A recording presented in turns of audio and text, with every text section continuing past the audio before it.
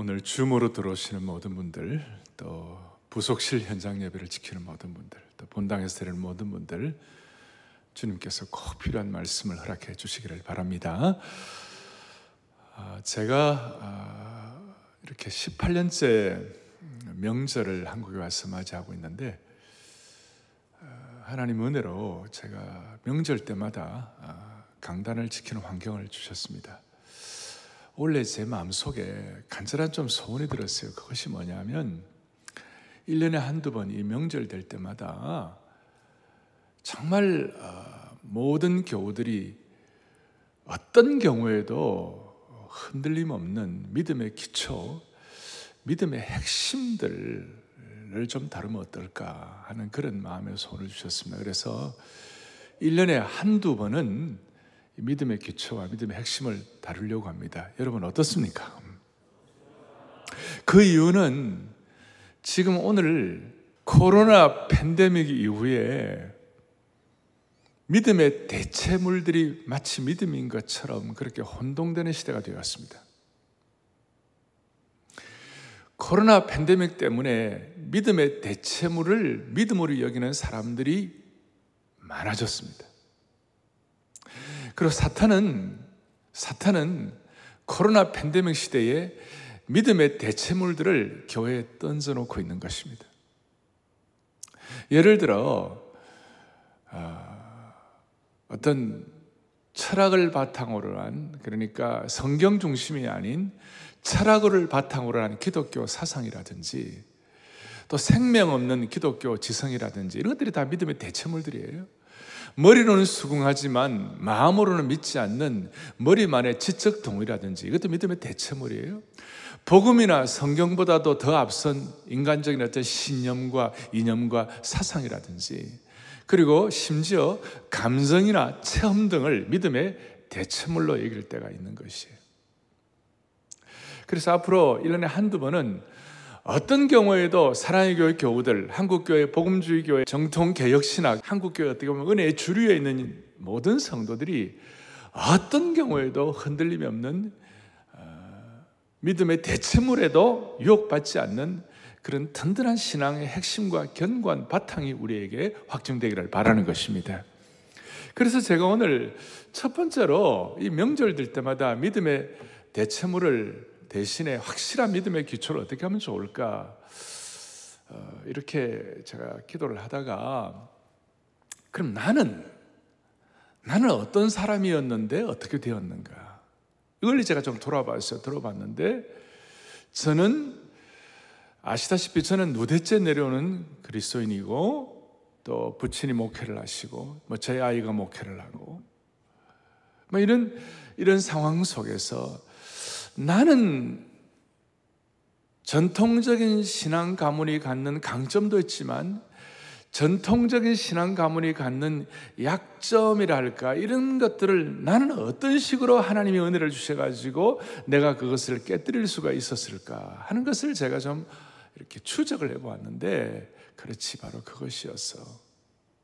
나도 모르게 익숙해진 어떤 매너리즘, 또 어떤 조직, 껍데기, 우리 장로교가 좋지만 또 장로교가 갖는 어떤 그 규격과 그 어떤 한계에서 벗어나지 못한 이런 것들이 있을 수 있는데, 이 담을 어떻게 뛰어넘을 수 있었을까?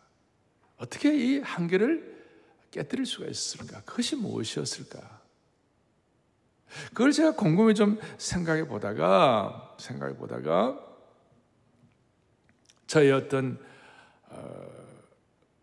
얽매인 신앙이랄까, 그런 것이 거룩한 야성을 가지고 한계의 벽을 돌파하고 시대를 새롭게 하고 새로운 통찰력을 가지고 새로운 차원을 올라가는 여러 가지 일들 가운데 제게 이 한계의 벽을 결정적으로 돌파하게 한 말씀이 뭐였나?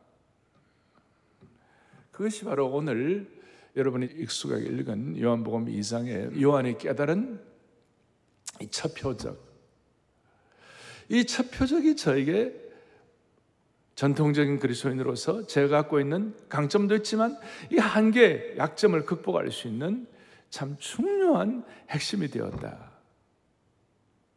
그래서 만약 할 수 있으면 제가 깨달은 그 은혜와 제가 어떻게 보면 부족하지만 나름 하나님께서 벽을 돌파할 수 있던 그것이 있었다면 그것이 오늘 어떤 경우에도 흔들림이 없도록 믿음의 든든한 만세반석과 뿌리를 내릴 수 있도록 은혜를 주시는 오늘 이 시간 되기를 바랍니다.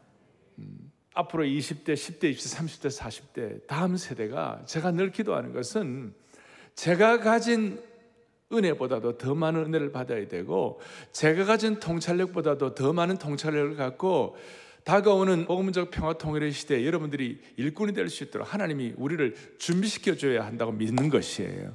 그런 차원에서 여러분들이 오늘 저 이상으로 오늘 말씀으로 특별히 믿음의 기초가 확실하게 자리 잡을 수 있도록 은혜를 베풀어 주시기를 바랍니다.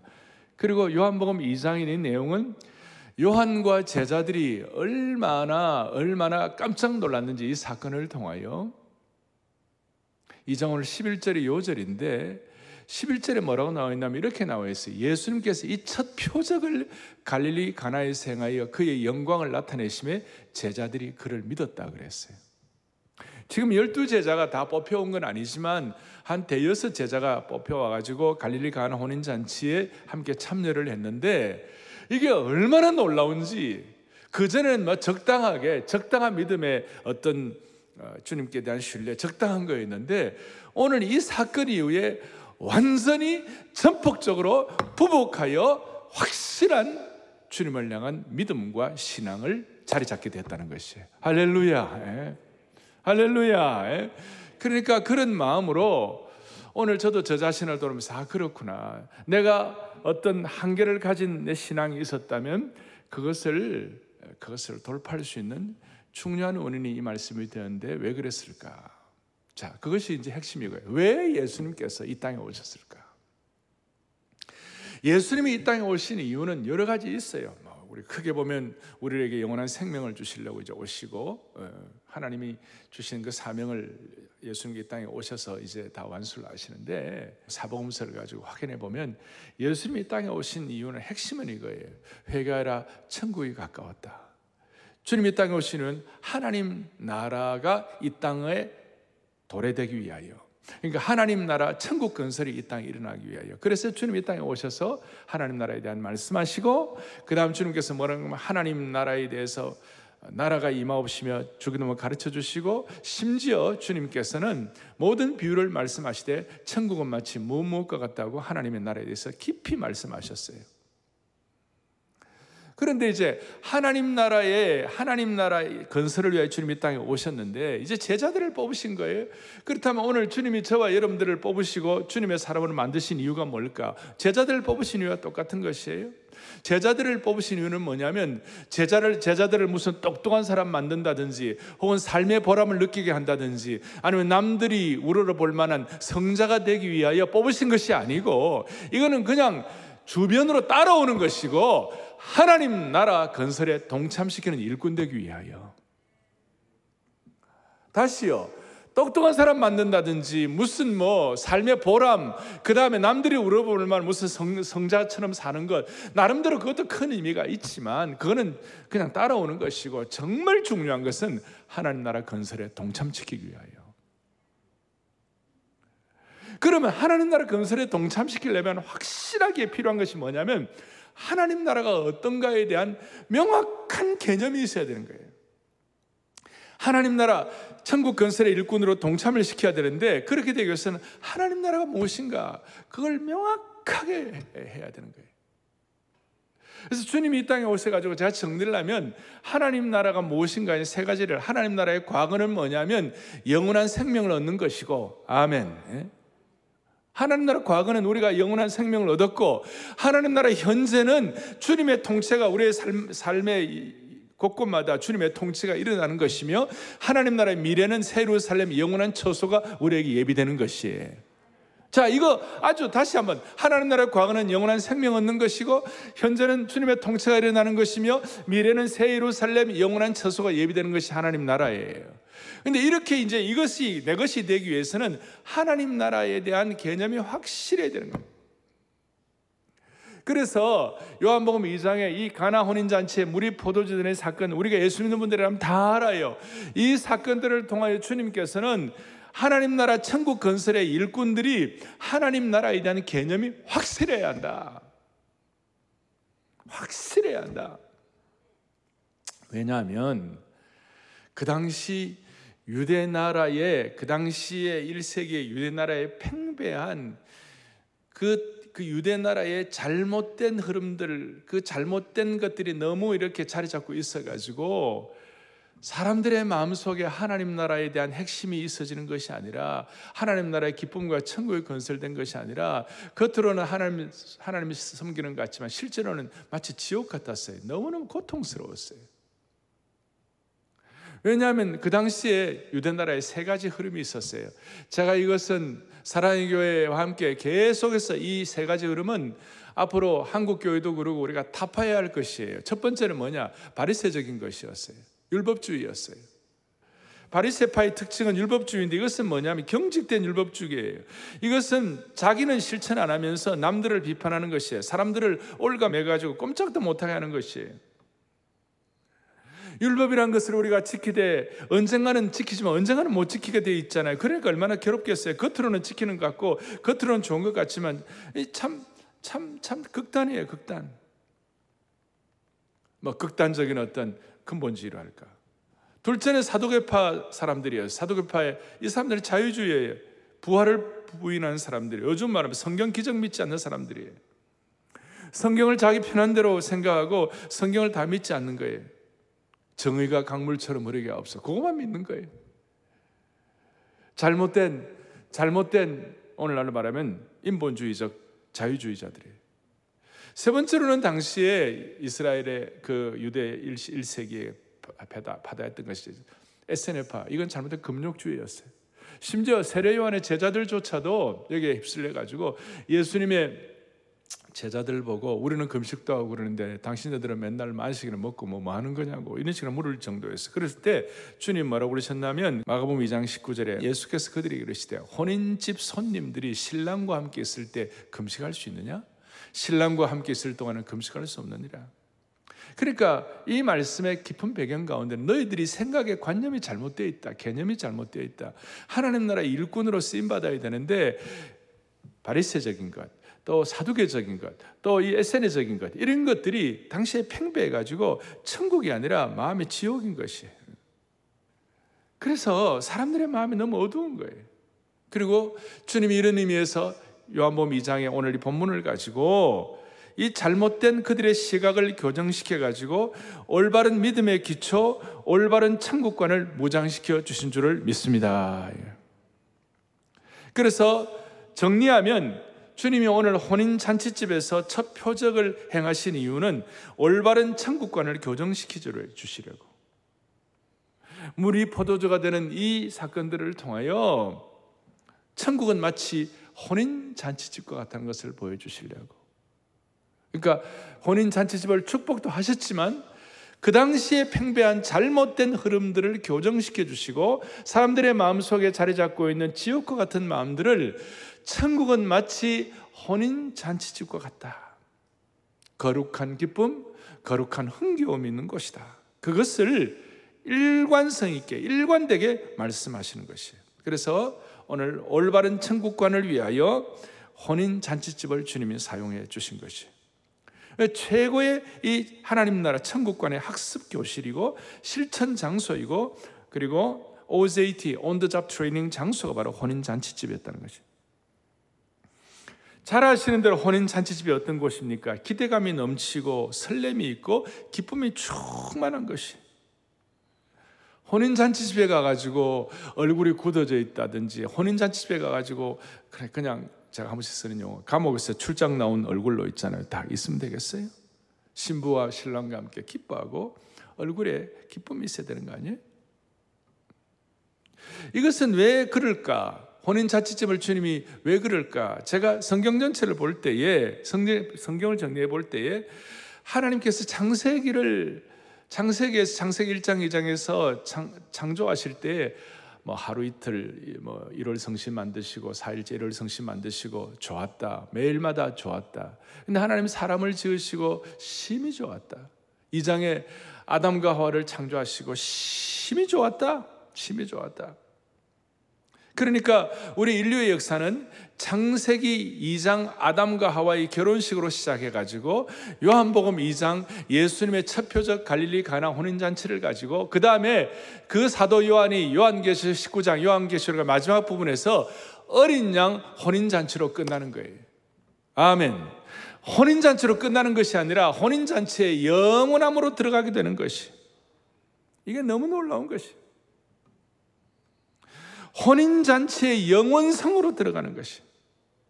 사도 요한이 이 사실을 깨닫고 요한계시록 19장 7절에 우리가 즐거워하고 크게 기뻐하여 그에게 영광을 돌리세 어린 양의 혼인 기약이 이르렀다. 할렐루야. 이게 성경 전체의 맥을 뚫는 것이, 아담과 하와를 축복하시고 요한복음 2장의 혼인잔치집 천국에 대한 개념을 바로 확인시켜 주시고, 사도 요한이 이걸 나중에 깨달아서 요한복음의 마지막 부분에서 어린 양 혼인잔치집에 우리가 그것으로 끝나는 것이 아니라 어린 양 혼인잔치의 영원성에 들어가는 줄로 믿습니다.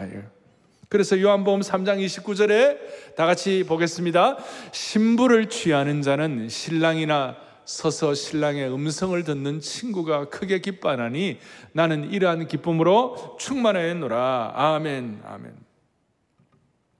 자, 이것을 제가 전체적으로 지금 그려드렸는데, 그래 저의 삶을 쭉 오늘 이 명절 제가 또 돌이켜보면서 수많은 난관이 있고 어떨 때는 절벽에 떨어져서 죽을 것 같은 그런 힘들 것도 있었고 다 있었지만, 내가 그 어려운 가운데서 나름 믿음을 지킬 수 있었던 이유가 무엇일까? 사람마다 다 한계가 있잖아요. 저도 장남으로 태어나가지고 장남이 갖는 한계가 있고 수동적인 면도 있고, 그런데도 불구하고 아무리 어렵고 힘들어도 결국은 다시 힘을 내었던 이유가 있는 거예요. 그 이유가 뭐냐?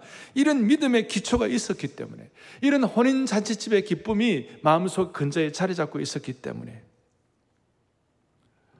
예수님을 믿어도 어두운 분위기에 있는 분들이 있어요. 그런 어두운 분위기, 좀 부정적인 이런 것들이 계속 있는 분들은 결정적인 문제가 딱 도래를 하면 한계를 돌파를 못하는 거예요. 오늘 하나님 나라에 대한 분명한 이런 가치관과 이런 믿음의 기초가 확실하면 어둡고 힘들고 어렵고 수많은 난관들이 있다 하더라도 고생은 하지만 결국은 그 한계를 돌파하는 것이에요. 구약에는 그 포도주가 기쁨의 대명사였습니다. 근데 신약에는 이 포도주가 어떻게 변화되는가 하면 성찬식을 통하여 예수님의 보혈이, 포도주가 예수님의 보혈이 된 것입니다. 그러니까 엄청난 보혈의 역사, 그 보혈을 통하여 우리의 삶에 변함없는 한결같은 기쁨을 하나님이 허락해 주신 줄 믿으시기 바랍니다. 바울이 나중에 이 사실을 깨닫고 로마서 14장 7절 너무 잘 아시는 대로 17절 시작. 하나님의 나라는 그 다음 뭐예요? 오직 성령 안에 있는 뭐예요? 의와 평강과 희락이라. 할렐루야. 결국은 바울이 이 사실을, 하나님의 나라는, 천국은 성령 안에서 의와 평강과 희락이라. 평강과 희락이라. 다시 한번 바리새파는 율법이라는 자기 의에 취해서 다른 사람의 즐거움에 눈을 뜨지 못하는 거예요. 다른 사람의 즐거움에 눈을 감아버렸어요.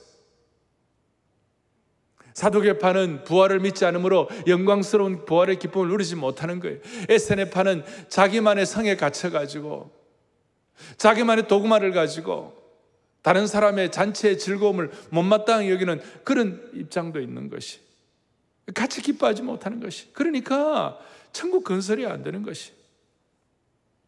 그래서 저는 오늘 다시 한번 사랑의 교회 매주일 예배가 천국 건설의 현장이 되기를 바랍니다. 여러분 가정마다 그렇게 되기를 바랍니다.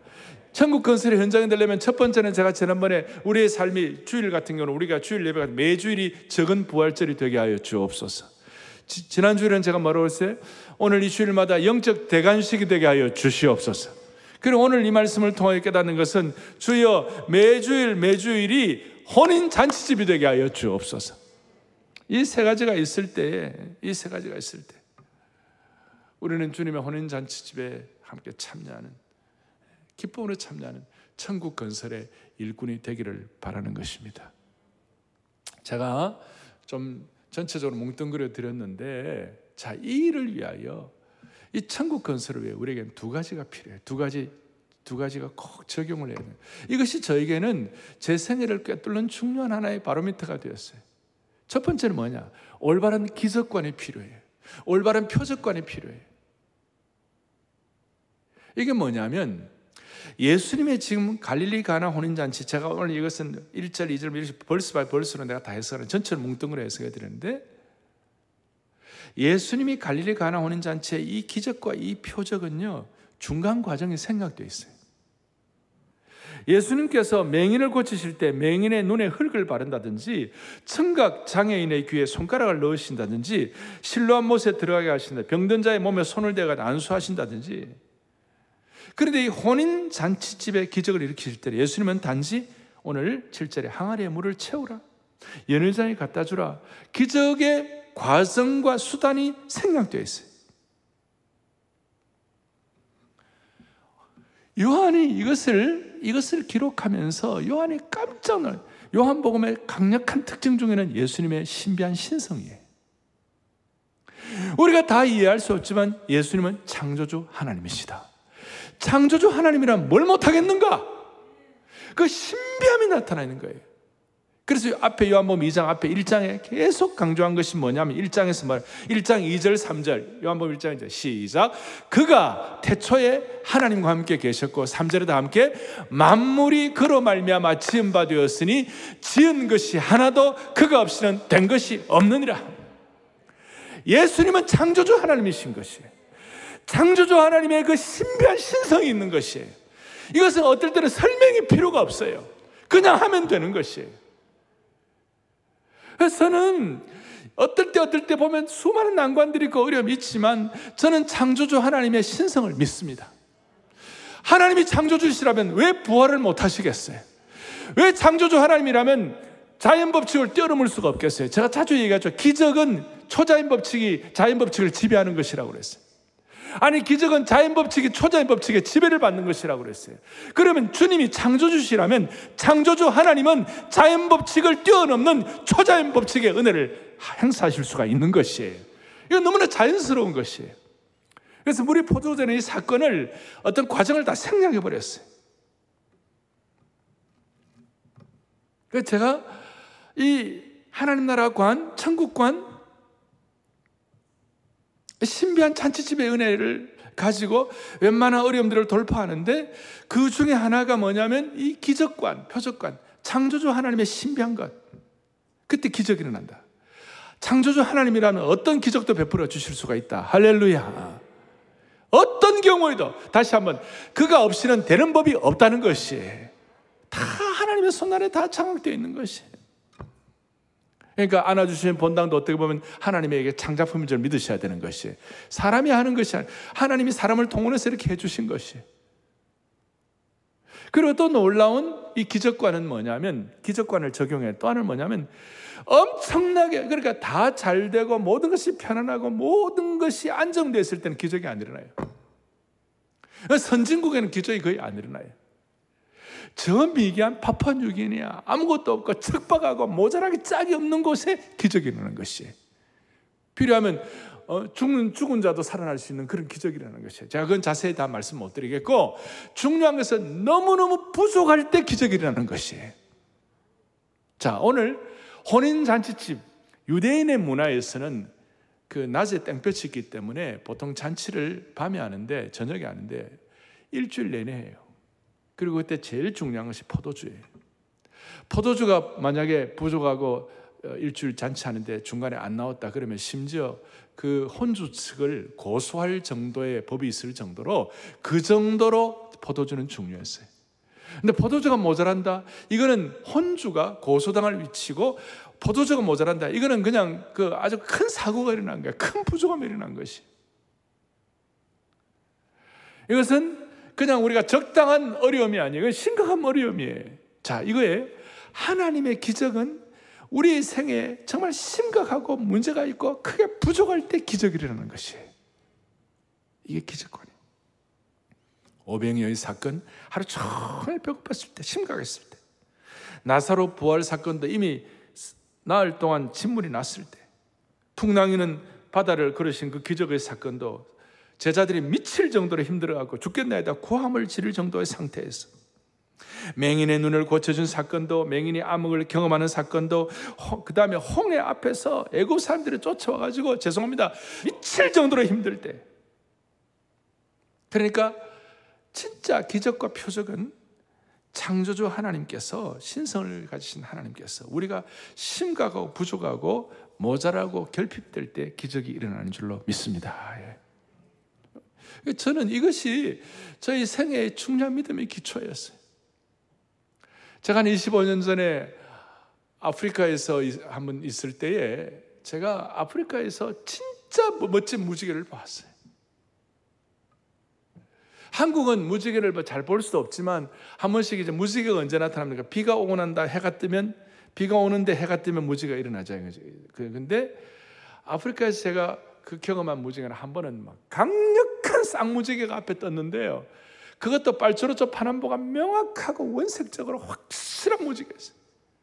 근데 그 무지개가 제가 그렇게 제가 각인된 건 뭐냐면, 그 무지개가, 쌍무지개가 뜨기 직전에 무슨 일이 일어났냐면요, 폭우가 쏟아지고 막 돌바람이 일어나고 그 다음에 큰 그냥 막 폭풍 같은 게 일어나면서 우박이 막 떨어지더라고. 일단 계란 많은 우박이 떨어지는 거 못 보셨죠? 계란 많은 우박이 떨어지는데 자동차 보넷이 조금씩 이렇게 좀 들어갈 정도로 그렇게 우박이 떨어지더라고요. 근데 잊을 수가 없어요. 그 우박과 폭우와 비바람 뒤에 갑자기 해가 뜨는데 쌍무지개가 뜨는데 기가 막히더라고요. 그래서 제가 마음속에 적당한 비 속에 해가 뜨면 적당한 무지개가 뜨고, 폭우와 우박 뒤에 무지개는 쌍무지개, 진짜 무지개가 뜬다. 올바른 기적과는 평범한 삶을 비범하게 하는 삶의 전환점을 가져오게 하는 것입니다.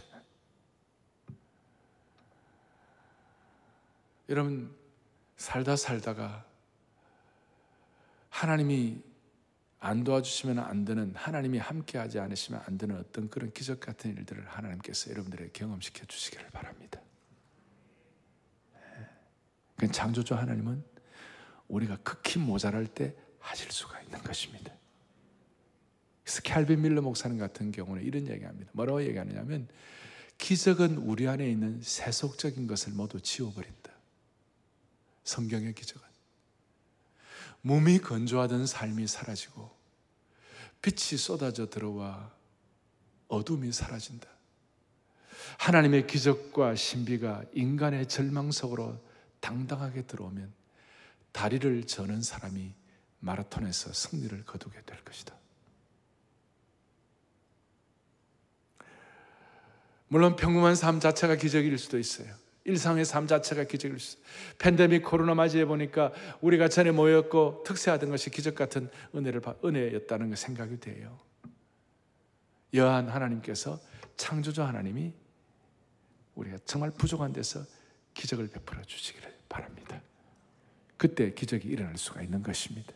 제가 더블자 회복을 이렇게 강조한 이유도 물이 포도주가 되는 사건 가운데서 하나님이 주신, 하나님의 나라는 천국 같다는 것을 우리 속에 적용하기 위한 하나님의 은혜인 줄 믿으셔야 되는 것이에요. 또 하나는 뭐냐? 변화관이에요. 올바른 변화관이 필요하다. 물이 포도주가 된 사건은 뭘 말합니까? 구원 역사 전체로 물이 포도주가 되는 이 사건은 율법의 역사가 새로운 복음과 생명의 역사로 바뀌는 것이에요. 그래서 마태복음 9장에 새 포도주는 새 부대에 담는다. 9장 17절에. 옛 것을 새 것으로 변하는 것을 의미하는 것입니다. 변화를 하되 적당한 물리적인 변화가 아니라 물이 포도주가 되는 사건은 화학적 변화인 것입니다. 그래서 저는 하나님 앞에 늘 기도하는 것 중에 우리 모두가 다 그 사람이 하나님 앞에 천국의 일꾼으로 쓰임받으려면 적당한 물리적 변화가 아니라 하나님과 나만이 하는 분명한 기적적인 변화가 있게 하여 주십시오. 그래서 성도들에게는 다 기적이 필요해요. 그 기적은 다른 것이 아니라 변화를 통한 기적이에요. 어제 우리가 브라더스 키퍼 우리 김성민 형제 얘기 들었잖아요.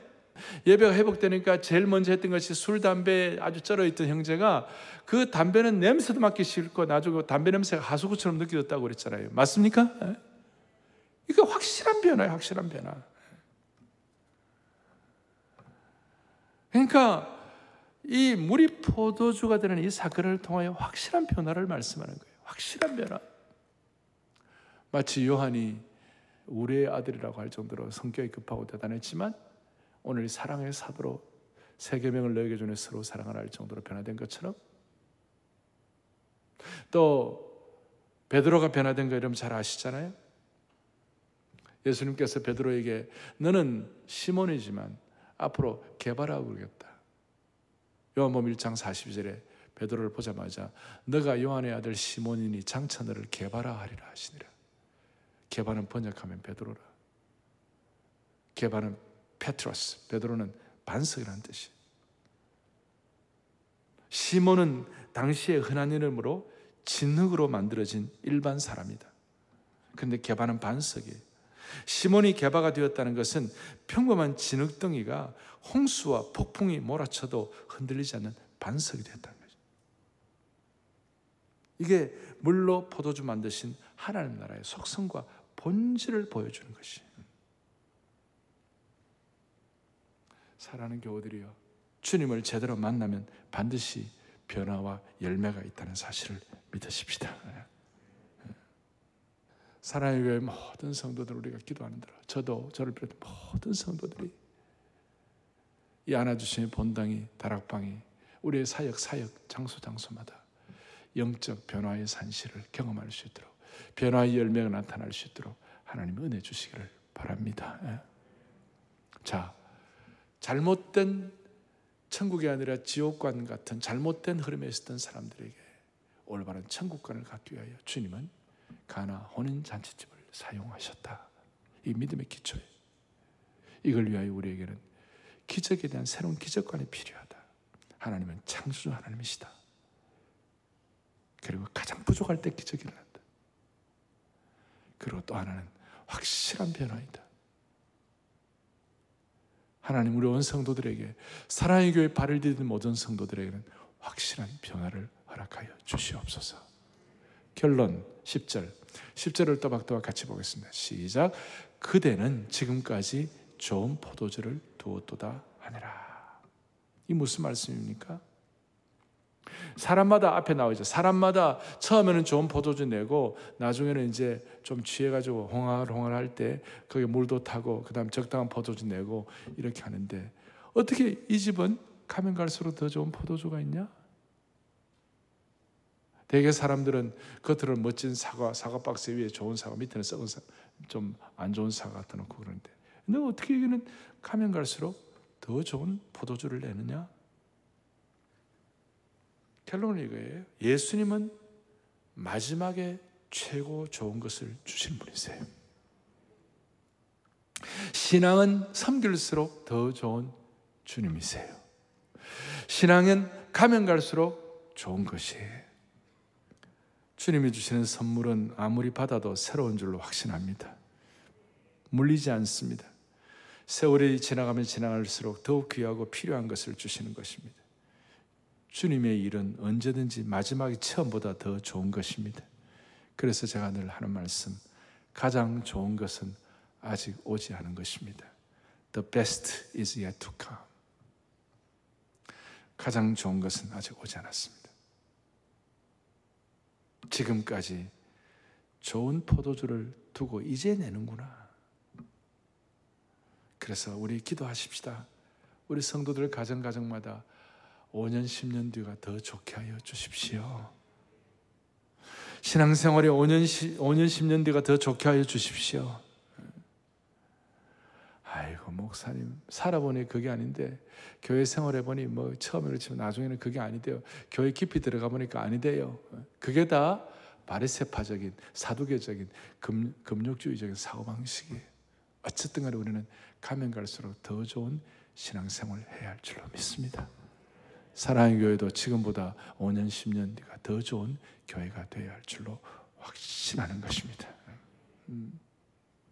그래서 제가 늘 말씀드리죠.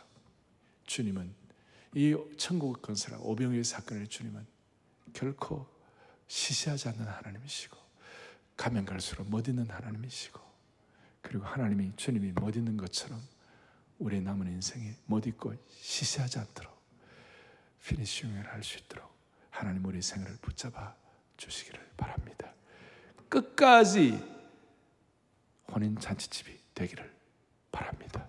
끝까지 올바른 기적관과 변화관을 가지고 믿음의 기초가 흔들리지 않는 사랑의 교회 성도 될 수 있도록 한 분 한 분 영적으로 붙잡아 주시고 이 말씀의 주인공이 되십시오.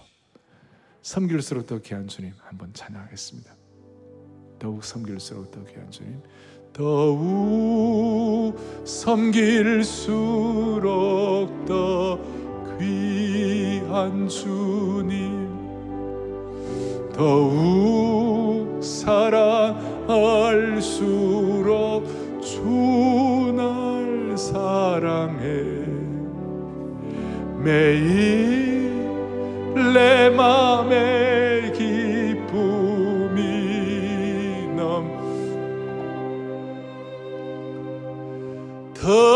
더욱 섬길수록 더 귀한 주님. 가슴에 손을 얹겠습니다. 기도합니다. 하나님 아버지, 코로나 팬데믹으로 잘못된 믿음의 대체물들이 우리를 오염시키는 이런 상황 가운데 우리는 모두 다 하나님 나라 건설, 하나님 나라 혼인잔치집의 천국 건설의 주인공들 되게 하여 주시기를 원합니다. 어떤 경우에도 끝까지 이 분명한 천국관을 가지고 우리 앞에 있는 웬만한 담들은 다 뛰어넘게 하여 주시옵소서. 그리하여 하나님의 나라가 말에 있지 아니하고 능력이 있다는 사실, 아니 우리의 삶의 현장, 가정의 현장, 결혼의 현장, 이 신앙생활의 현장이 오늘 이 시대의 혼인잔치집이 되는 학습교실이 될 수 있도록 도와주시옵소서. 우리 주 예수 그리스도를 받들어 간절히 기도 올리옵나이다. 아멘.